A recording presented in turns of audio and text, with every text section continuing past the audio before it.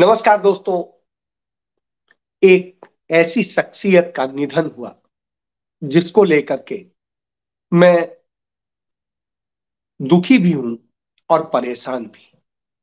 मृत्यु सबको आती है, उनको भी आई, लेकिन मैं कहता हूं ऐसी मृत्यु जैसी उनको आई, ये तमाम अधिकारियों को ऐसी ही आए तो कितना अच्छा। वजह बताता हूं। दुखी इसलिए हूं क्योंकि निजी तौर पे मैं इसे अपनी क्षति मानता हूं लोकतंत्र के लिए, गणतंत्र के लिए और हमारे देश के उन ईमानदार और सजग प्रहरियों के लिए। यह है पूर्व आईपीएस अधिकारी विजय शंकर सिंह। उनके निधन से मैं दुखी हूं। दुखी होने की वजह क्या है? उनको आज कानपुर में पुलिस के पूरे सम्मान के साथ में अंतिम विदाई दी गई। लेकिन आप देखिए, उनके लिए दुख व्यक्त करने वाले इस देश के तमाम विचारक, लाखों विचारक और लाखों लोग सोशल मीडिया में, यूट्यूब हो, फेसबुक हो, कहीं पर भी हो, आप डालिए विजय शंकर सिंह आईपीएस तो आपको आ जाएगा। इतने लोगों ने, मैंने जब कल शेयर किया कि उनका निधन हो गया है, तब से लेके अभी मैं 12 बजे तक चेक कर रहा था, करीब 22 लाख लोगों ने उन्हें श्रद्धांजलि दी है। तमाम सारे अफसर आते हैं, नौकरी करते हैं, रिटायर हो जाते हैं, लेकिन कोई किसी को इतना वो नहीं करता। विजय शंकर सिंह कुछ भी लिखते थे, यदि कोई उनको ट्रोल भी करता था तो उसका भी बड़े प्यार से जवाब देते थे। वो ऐसा नहीं कि जवाब ना दे, बड़ी खूबी थी। मैंने 2-3 बार उनसे कहा, क्यों ऐसे लोगों को जवाब देते हैं?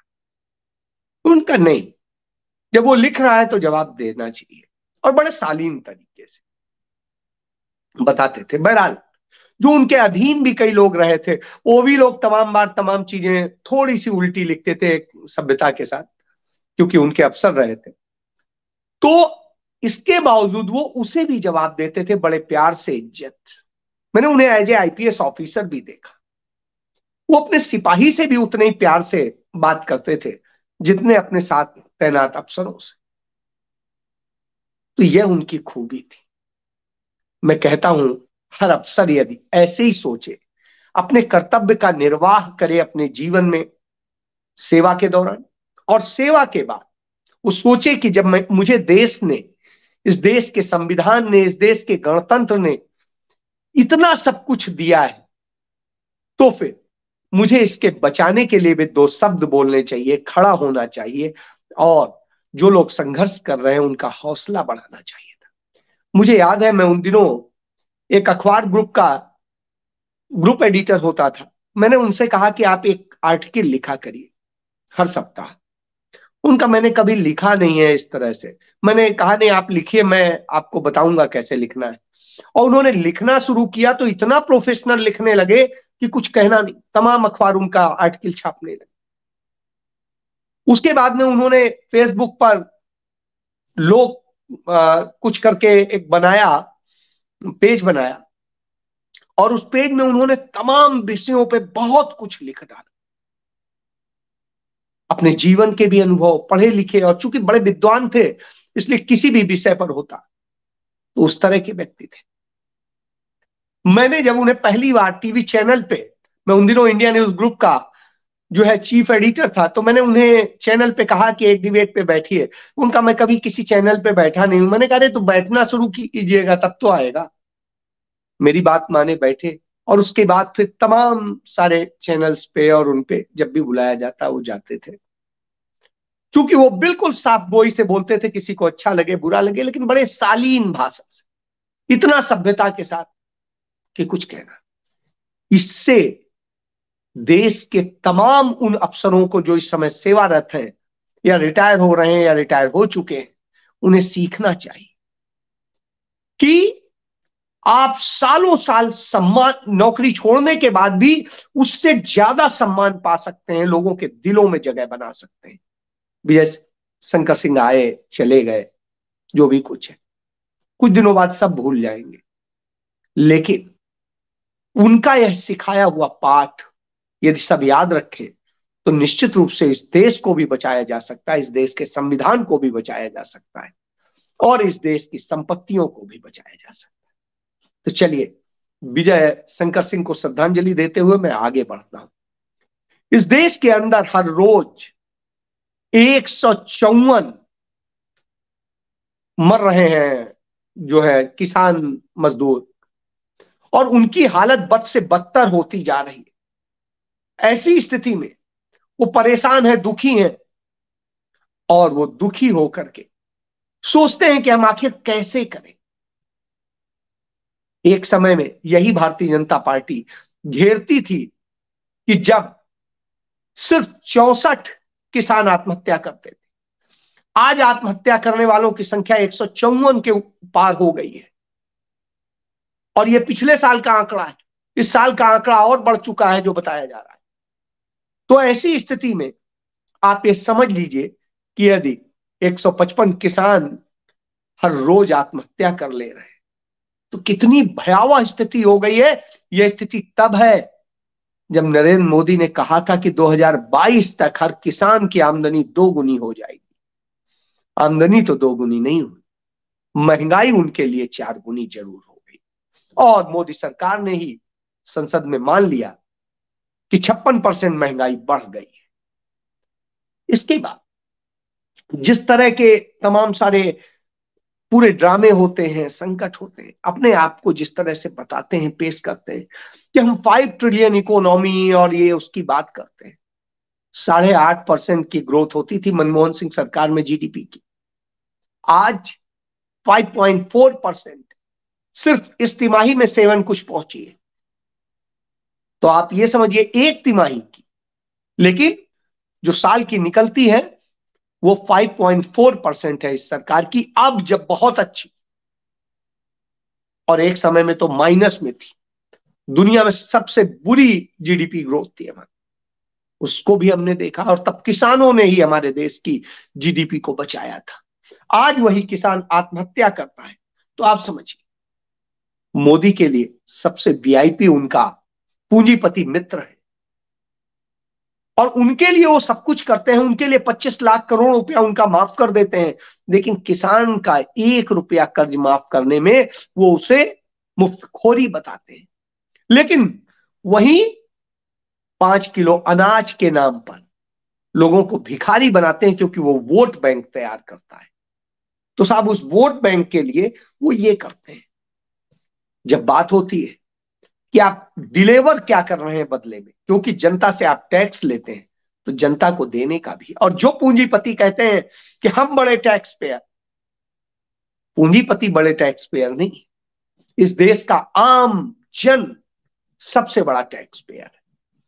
और इस देश के जो इनडायरेक्ट टैक्स है उसमें सबसे बड़ा योगदान इस देश के आम जन का है, क्योंकि वो आपसे जो लेता है उसके बदले बहुत ज्यादा देता है। लेकिन पूंजीपति आपसे लेते भी हैं और देते भी नहीं है। वो किसी न किसी बहाने से अपने सीए और सब कुछ रखते हैं, पूरी टीम रखते हैं, और वो मैनेज करके दिखा देती है कि नहीं सब कंपनी इस पोजीशन में है तो कोई फायदा नहीं हुआ। और जो फायदा दिखाते हैं उसके तमाम फिर खर्चे दिखा देते हैं, तमाम सारे दूसरी चीज दिखा करके, और पूरा टैक्स खा जाते हैं, वापस में उन्हें रिफंड में आ जाता है। तो इससे आप समझ सकते हैं तमाम कंपनियों के जो सीईओ मालिक हैं वो अपने आप को दिखाते हैं हम तो कोई सैलरी लेते ही नहीं है, सिंबॉलिक सैलरी लेते हैं। सारा खर्चा कहां से चलता है? सब कंपनी चलाती है। तो यानी अपना वो भी पैसा बचाते हैं। तो इस तरह की स्थिति, और जब इस तरह चोरी होती है उसके बाद में कहते हैं कि साहब हमने तो ये कर दिया, हमने तो वो कर दिया। तो जो होता है ऐसी स्थिति में कांग्रेस की मनमोहन सिंह सरकार याद आती है। उस सरकार ने यदि आपसे लिया तो आपको उससे ज्यादा डिलीवर किया। यही खूबी होती है, कम टैक्स लीजिए, ज्यादा डिलीवर कीजिए। कैसे करेंगे, यही आपका मैनेजमेंट होना चाहिए, और उसने वही किया था। आप देखिए, आपको न पेट्रोल डीजल बहुत महंगा होने दिया, ना और यह स्थिति तब थी जब दुनिया में सबसे महंगा क्रूड ऑयल मिल रहा था, तब भी उन्होंने आपको नहीं ठगा। आपको राहत देने के लिए उन्होंने रास्ते निकाले और उसके कारण महंगाई नहीं बढ़ने पाई। सब कुछ है, सारी चीजें की गई। इन सब चीजों से कांग्रेस पार्टी कहती है कि कम से कम 10 लाख रुपए तक का हर व्यक्ति को स्वास्थ्य बीमा और स्वास्थ्य का अधिकार मिलना चाहिए, और इसके लिए तमाम सरकारें जहां उनकी हैं वो करते हैं। और राजस्थान में तो 25 लाख तक का किया था। मोदी कितने का करते हैं? 5 लाख का करते हैं, वो भी मिलता नहीं है। आप में से तमाम सारे लोग होंगे जो देख रहे होंगे, सुन रहे होंगे, उनसे पूछिए कि आयुष्मान कार्ड से उन्हें कुछ लाभ मिला, तो बताएंगे नहीं मिला। इस तरह की जब दशा हो तो आप सोचिए। और इन पर आवाज बनना पड़ता है। तो आवाज बनने के लिए कौन आएगा? जो जानता है, बूझता है। जो नहीं जानता है वो क्या आएगा? तो जानता कौन है? अफसरान जानते हैं, पॉलिसीज जानते हैं, योजनाएं जानते हैं। उन्हें बोलना चाहिए।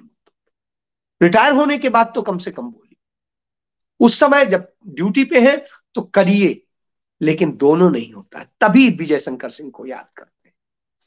आप देखिए, राजीव गांधी ने देखा था इस देश का किसान, इस देश के गांव बदहाल है, इनको उठाना है, तो उन्होंने पंचायती राज व्यवस्था को मजबूत किया। पंडित जवाहरलाल नेहरू ने जो व्यवस्था स्थापित की थी उसे मजबूत करके एक आधार दिया और पंचायती राज को स्थापित किया।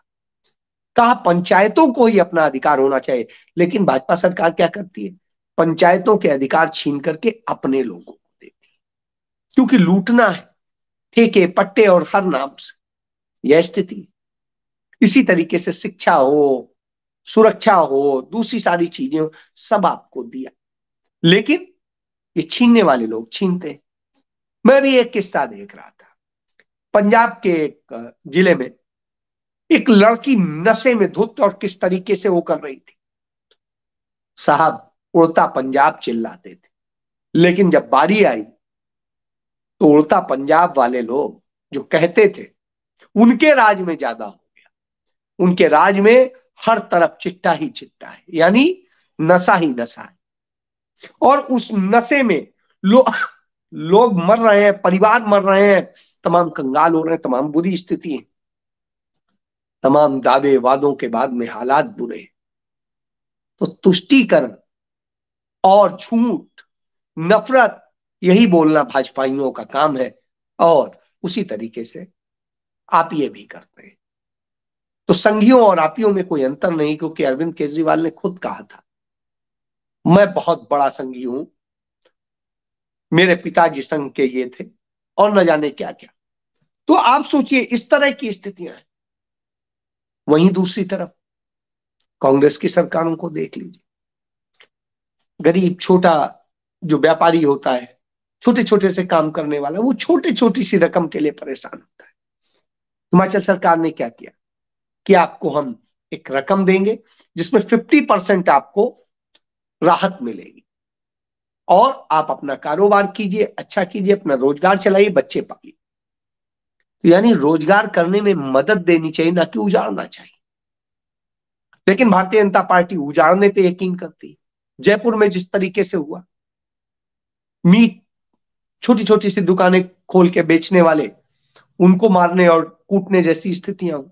दूसरी और तमाम सारी घटनाएं इसी तरीके से इंदौर में हो रहा है, इसी तरीके से छत्तीसगढ़ में। अब छत्तीसगढ़ में आदिवासी सीएम बना करके और तमाम अपनी ताली पीट रहे हैं कि साहब हमने आदिवासी आदिवासी बना दिया, तो कौन सा बड़ा काम कर, उन्हीं के बूते तो सत्ता में आए। लेकिन आदिवासियों को ठगने का काम तो आप ही ने किया है। वो बना करके आपने द्रौपदी मुर्मू को राज्यपाल बनाया था झारखंड में, और वहीं पे उनसे साइन करा लिए थे, और साहब अपने पूंजीपति मित्रों के पक्ष में सारा करा दिया था, जल जमीन जंगल दे दिया था। यही स्थिति आपको यहां करनी है। यहां पर भी जो आपके पूंजीपति मित्रों के प्रोजेक्ट हैं, उन्हें उन्हीं के हाथ से कराना है, और फिर कहना है देखो ये हम क्या करें, आदिवासियों ने ही कर दिया। यही स्थिति है। और वहां पर भी आपने सीएम भी आदिवासी बनाया। अब वो राष्ट्रपति भी आदिवासी हैं, सीएम भी आदिवासी हो जाएंगे, लेकिन आदिवासियों के ऊपर पेशाब करने की घटना इसी दौर में होती है। और तमाम सारी घटनाएं होती। तो शर्म आती है इस तरह की स्थितियों को देखकर। लेकिन दिखावे की बजाय अगर काम करने पे आप सोचें तो शायद इस देश का भला हो जाएगा। सोचना आपको है, जो हालात हैं कि कैसे बच्चों को पढ़ाया जाए, कैसे क्या किया जाए, इस पे काम करने। आपने पिछड़ों पिछड़ों कह के पिछड़ों के वोट लिए, और हालात क्या है पिछड़ों की यदि बात करें तो 5 साल में 13,000 बच्चे ऐसे हैं जिन्होंने IIT IIM में अपनी काबिलियत से सेलेक्ट होने के बाद उन्हें छोड़ना पड़ा, क्योंकि वो उसकी फीस देने की स्थिति में नहीं थे। इसीलिए पंडित जवाहरलाल नेहरू ने इन संस्थानों में पढ़ने वालों के लिए टोकन अमाउंट पर पढ़ाई की व्यवस्था की थी, और जितनी फीस ली जाती थी, यदि आप 80% से ऊपर अंक आते हैं तो आपको वो फीस वापस हो जाती थी। आप सोचिए, यह सोच थी कि कैसे काबिल लोगों को आगे बढ़ाना। और यही वजह है कि पूरी दुनिया में आज जो नीति नियंताओं के पद पर बैठे हैं तमाम सारे भारतीय, क्योंकि वो इन्हीं संस्थानों से निकले हैं, जो नेहरू ने बनाए थे, जो इंदिरा ने बनाए थे, जो राजीव जी ने बनाए। आपने तो सिर्फ उजाड़ा है, बेचा है, खत्म किया है। तो ऐसी स्थिति में आवाज बनने की जरूरत है। आवाज कौन बनेगा? तो आज इस देश की आवाज बन के जब उठते हैं तो राहुल गांधी दिखाई देते हैं, और राहुल गांधी लगातार उन मुद्दों को लेकर के उठाते हैं और लड़ते हैं। तो उनको बदनाम करने की हर साजिश रची जाती है, झूठ बोला जाता है, मक्कारी की जाती है। आप 2-2 राज्यों के CM नहीं तय कर पा रहे हैं इतने दिनों में। यदि कांग्रेस नहीं कर पाई होती तो आप कहते CM कब बनाएंगे, क्या है, बिना दूल्हे की बारात, और न जाने क्या क्या कहते। आज कांग्रेस की सिर्फ उठाउल को मीडिया सिर पे छा लेता था, आज नहीं बोल रहा है कि मध्य प्रदेश में कौन CM होगा या राजस्थान में कौन होगा। इसको लेके इतनी सिर्फ उठाउल क्यों है? तो यही भारतीय जनता पार्टी का चाल चरित्र चेहरा है, और उनकी बी टीम की रूप में जो छद्म विपक्ष है वो किस तरह की साजिशें रचता है, कैसे बर्बादी करता है, वह भी मैं बता। तो इससे सावधान होइए, समझिए, सच को जानिए। सच जानेंगे तो शायद तमाम समाधान निकलेंगे। जय